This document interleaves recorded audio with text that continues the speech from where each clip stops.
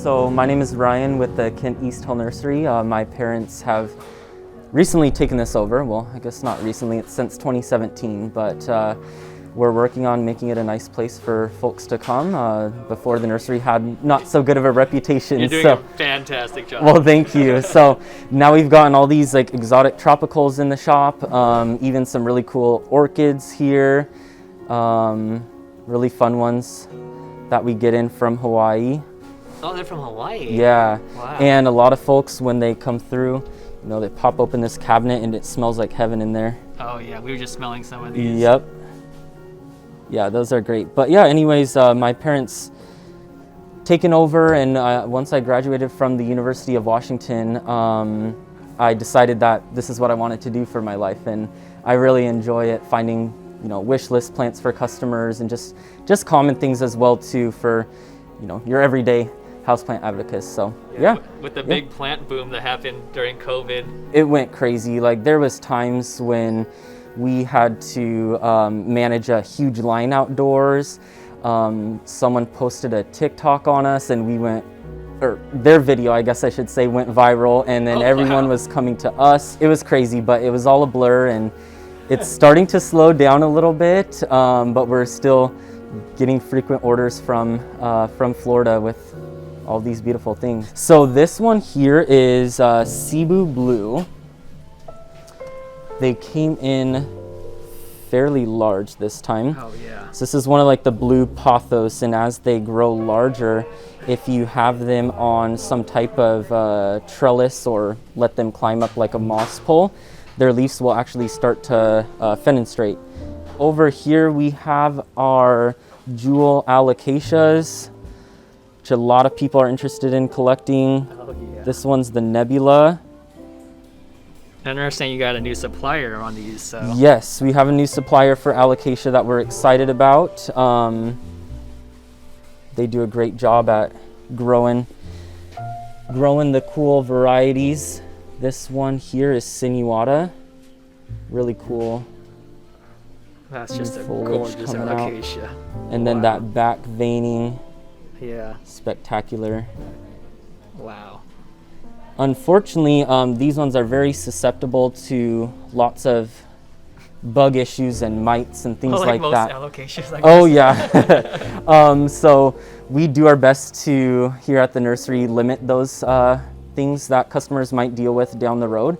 So we've gone to the extent of getting these sachets, and what these sachets are is there's a little perforated hole right here that the bugs can come out of, and this is Neoselius californicus, which takes care of different types of spider mites and also thrips. And when the females start to realize there is overbreeding inside this packet, they'll start to leave. Yeah, you're one of the few shops that actually sell these little sachets. We do, yeah. Awesome. So it's very hard for us to keep them in stock because right when we get them in, you know, post on Instagram or Facebook, whatever it is, and people call in left and right, and yeah, it's because, I mean, for us, it's very hard because how much shipping they cost, and we don't need that many and stuff like that. So yeah, and it's we're happy to offer, you know, more of a natural way to deal with pests and things like that, because most people don't want to use like the sprays inside their home, even though they may be organic or claim to have very little chemicals in them. So. And it's just weird just defeating bugs with bugs, but it works. It works, yes, it works, and you know, it helps to keep things at bay because we buy from so many different growers, and things may be grown outside or inside, and we're all bringing them together in one environment. So this back section here is more of our succulent cacti type of product that we carry.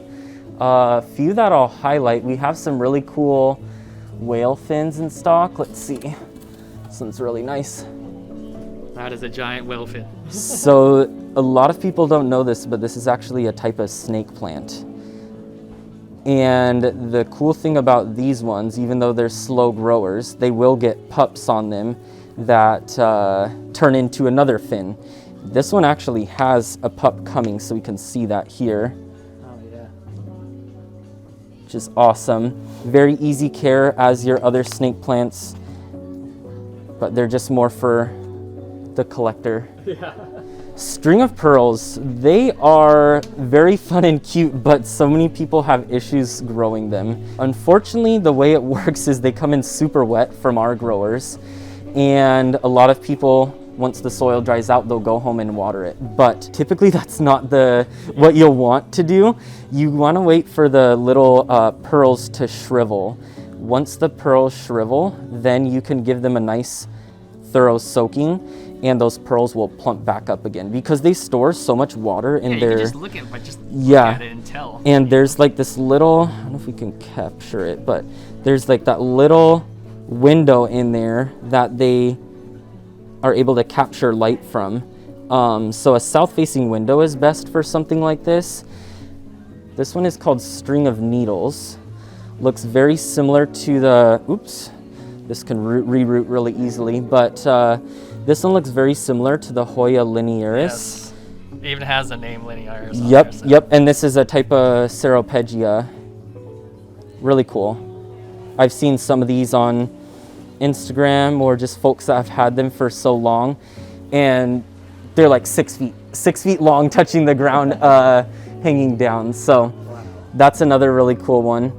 Back here we have a selection of our Peperomias. This is mainly what we keep back here, and some other odds and ends. That one there is watermelon Peperomia. And then we have the Shumi Red, I believe that one is there. Really dark, almost purple. It's beautiful. I love this one. Love the ripples on it. Yep. Yeah, we try to keep the Peperomias here because they have a window that they're nearby, so there's a lot of bright light coming through. We've also done our best to put grow lights throughout the store as well too, to make sure that the plants are just, give them their best chance to survive as soon as they go into our customers' hands. So we have a few hanging basket ones that we got in that are pretty cool. This is the Varieties variegata. And then we also have a little bit more common. This is your pubic calyx. It's going crazy. Oh yeah, look at this. Yeah, insane. Blooms on Hoyas are just pretty spectacular, but sometimes if you don't have a greenhouse that they're growing in or like an enclosed environment, it's a little bit difficult to get them to bloom. So, but if you can, they're very rewarding. We have some more Hoyas. The Hoya compacta. We also have, this is a new one for us. It's called Croniana. Really cool. Yeah. Look at that. Kind of has a little bit of speckle or splashy throughout its foliage. Over here is something that I did want to highlight. We have our clearance rack. So we get a lot of questions about it, but the main reason why things go back here is they may have a little bit of cosmetic damage on them or a few blemishes. Of course, Calatheas want to always do this to you, but these ones are marked down to $7 from $12.99. So someone that's looking for a little bit of a rehab project, come back here, find what you need. Yeah, this is probably one of my first stops when I get here too. Yep, Just like yep. go to the clearance aisle. Yeah, find some and really good stuff. Yeah, and honestly, some of them aren't, they're not bad. We don't really put anything back here that's dying. Like this is a beautiful, what is this? A Peperomia, and this one's $12, so not bad. There's really nothing wrong with it, but when we get in our new Florida shipments, we get in hundreds of boxes, so we need to make room for all of the new stuff that arrives. But yeah, this is a cool one to come check out when you come to our shop. Some Sensiverias came in that were huge Macaulay's finale here Yep, for $25. Like, yeah, that's amazing. Yeah, it's pretty cool. Just needs a little bit of work. You can even do some separating or take cuttings on it to share with friends and things. So, yeah.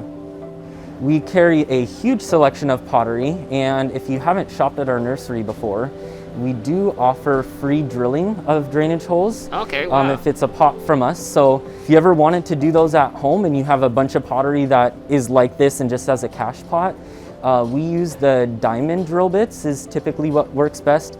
It can cut through any type of ceramic, even glass it can cut through.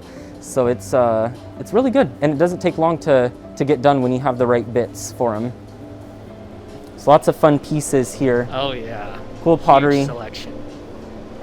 And now behind us, we are coming up on our Calatheas. We get a lot of questions about our white fusions. They're so striking, but they're probably one of the most challenging Calatheas to grow. We find that if you don't have a super humid environment, this one can't really wick any moisture away from the air on its own. You have to give it more of that humid environment. So a cabinet or some type of humidifier would be ideal for this. And also the other reason too is because any plant that has a lot of white on it has less chlorophyll, so it takes longer to grow and, you know, maintain. But they're a fun one if you did want to give them a try. Just a warning that they can be challenging to grow. Yeah, very beautiful. Yes. They look like they can be very expensive at one point. Oh my gosh, yeah. They kind of look like the variegated monstera in a sense. So, and there are other Calatheas that are really easy to care for. We have the Macoiana, super striking, really cool foliage. So that one's a good one. We also have this one, and I'm not gonna say it because I don't know how to say it correctly. It's Warshwesii, something of that sounding. Yeah, they have a philodendron version that it's the same name, but I can't say it. Yep. Yeah, but the reason why this one's a little bit easier to care for is because it has more of a velvety type of foliage, and it can wick that moisture away from the air on its own to some certain extent. The other tip for Calatheas that I found is leave them in their nursery pot as long as you can. You kind of want to wait for the roots to start coming out the bottom like this, but even more so you have this whole area covered with roots, because their roots can be very sensitive. And for folks who are buying them from any nursery or garden center, go home, repot it, they'll notice it'll start to slowly decline. And generally it's because it's trying to acclimate to its new environment with a little root structure. Through this way, we have some of our Pothos and Philodendrons, more of our trailing rack here. Marble Queen is one of our top sellers. Yeah, they came very really beautiful foliage. With this one, you can see them revert if you don't have them in a bright area. Their foliage will turn to more of a solid green in this sense. Like kind of like more like but that. This looks also really cool. That looks awesome. Yeah. That looks awesome. Almost half moon like there. Yeah. But yeah, as long as you have it in a more brighter area, it will continue to gain this snowy white look that you have on it. Very beautiful. And like the globals. Yes, so this one is very popular right now. It's a series that Costa Farms has created with their exotic tropical varieties. I think it's trending tropicals if I'm not mistaken. Lowe's got some, but their variegation is not, it's a hit and miss kind of thing. And but these are beautiful. Yeah, and some of ours kind of came in like that too, you know. Unfortunately, us as growers the growers and shipping them off to their customers, we don't really have a choice at what we get. They just kind of box it up and send it to us for what we choose. But yeah, they'll gain more variegation as they get older and more mature over time. That is if they're already variegated, but if it's, you know, reverted, you could have a chance of just getting all green leaves. So these are really cool too. A neon pothos, more of that like yellowy color, nice pop of color. Which I kind of want to segue to, because Aaron showed me the peace lily that has a little bit of neon to it. Oh yes, the neon spathiphyllums. Yep. I love neon plants. Yeah, you can't go wrong. They just really pop in a terrarium too. Yes. Beautiful. And these would do so well in a terrarium. My coworker Harley does a great job at setting up these cabinets. This one, she stole some inspiration from Aaron, I hear. Super cool. But you can see, you know, like I think our cheapest plant in here is $35, this silver stripe.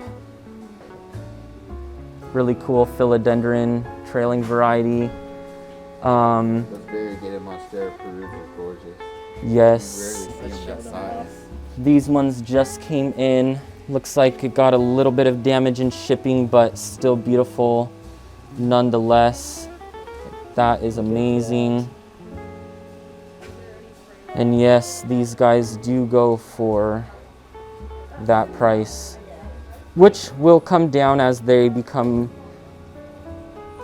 more available to us. But as of Super easy to now, propagate though, so. that's the thing. It's like, well, this is so easy to propagate. Why is it so expensive? But a lot of these are imported from Thailand, Ecuador. They're not readily available here in the United States. Quite amazing. And I know on one of your past videos, you had highlighted this one. So we're gonna highlight it again. Yeah, let's talk about that one because I don't know much about it. This is so cool. This is a new one for us. There's Philodendron and I believe is what it's called. And that one goes for like, you know, $20, $30. But you throw some white on it and now this is the price. We leave our cabinets unlocked in the shop, so you're more than welcome to pop them open in and out. Let's talk about this. This ficus here. Right Yeah. here. Those are getting really popular now. So this is a new one as well. Very cool foliage. It's just a rubber plant, but it's called Shiveriana. And when that new leaf emerges, it has like this marbly splash to it. That is crazy looking. It's quite spectacular. And then this just kind of, it's magnetic and it's all closed up and there. Is that a Millsbow? It's a Millsbow tall. Millsbow tall? Yeah. And then they have the wide over here filled with Hoyas. Oh, yeah. Yeah, so we have the wide one over here, which this was our first cabinet, and then we got the orchid The cabinet, Rudsta which is the wide. Rudsta over there that we looked at earlier, and then the Millsbow tall. Very cool. But yeah, we keep most of our collector Hoyas in here. I guess we can highlight a few while we're on it. This one is called, I believe Haluciana is the way to say it, variegata. That new foliage comes out really pink, almost like a sunstress look to it. Hoya serpens, which in my opinion is a little bit difficult to grow because they come in from Florida, they lose about 30% of their foliage, and then it takes some time for them to regain their growth points again. What's that one in the corner over there, that elbow one? This one is the same as this one, which is a Incrusata Eclipse. That's really cool. Wow, yeah. Fun one. But as you can see, you know, in shipping, sometimes you get a little bit of die out on the Hoyas because they don't like the cold and being in a box for a week. That's typically how long it takes to get up here to Seattle. Yeah, we have some really cool things on here that I've never seen before, so bear with me as we go through them. This one here is called Philodendron Never heard of that one. Wernii rotunda. Yeah. It kind of looks like a Burl Marx fantasy in a way, but when I Mixed was with the little micans. yeah, when I was looking them up the other day, looks like their leaves can get really, really large as well too. So that's this one. We have a really cool, I believe this is a hybrid type of Squamifermum philodendron. So yeah, this is called Philodendron squamipetalatum. Some of these names I'm not sure how they get them, but pretty unique. Oh, wow. So it just has a little bit of fuzz on it so far. Yeah, I'd have to, Just at the mark. yeah, on that petiole there. Looks like it needs a moss pole or something. Yeah, that's for sure. But yeah, you could take cuttings on this guy, reroot some. A lot of people know about this one, the Anthurium waraquium, also known as, I believe, the Queen Anthurium is another name for it. Really cool. And our grower actually put these in clear pots so you can actively watch the roots grow, because these can be susceptible to root rot as they're acclimating if it's not in more of a barky mixture. Got a new growth point coming out there. Yeah, there it is. Really fun. These ones just came in from outside. When we unbox our plants, we spray them down with neem oil when they arrive. Oh, that one's Aaron quite cool. 3-leafer. What's neat is that the leaves start out like this, but then like a couple weeks they turn out to be like Yeah. this. You're like, oh wow. no, it's a small leaf, and then you wait a little bit. Yeah. Patience, people. Yeah, that one's gorgeous. Yeah, my favorite is the collective veins in the back here that runs all across along the side there, and then the reticulated veins. Down here we have a really fun peperomia. It is called maculosa. Cool one. Really shiny in the light, actually. This one has a flower growing on it. We get a lot of questions about what these things are coming out of the top of a peperomia. Inflorescence. Yes. They kind of look like a rat tail, I guess is the best way to describe and the it. texture is like one too. Weird. A rat tail. That's a perfect description. That's someone told me that one time, and I was like, that's actually a good way to describe it. So we got some really cool Geogenanthus in as well, which we have gotten in as well from Costa Farms. The Ciliatus variety, I believe, is what it's called, but this one is Popegii. Really fun. There's a new leaf emerging there. What we're doing over here. So this area can get a little bit messy when we bring in all of our plants from Florida. Usually the process of how it works is the truck will come in, we'll load everything onto a pallet, bring it inside as quick as possible, especially with the colder weather we've been having in Seattle here. They do not want to be outside in 20-degree temperatures for too long, so you got to bring them in real fast. See if I can get back. And you can't tell what's in what, right? No, so you just open it and boxes. it's kind of a surprise, which is so they could be fun. collector plants or they could just be regular plants. Yeah. You never know which one to bring in first. So let's see. Okay, so Aaron was looking at this one yesterday. So with this one, it's in a liner form. So generally they don't arrive with any sleeves on them or anything like that.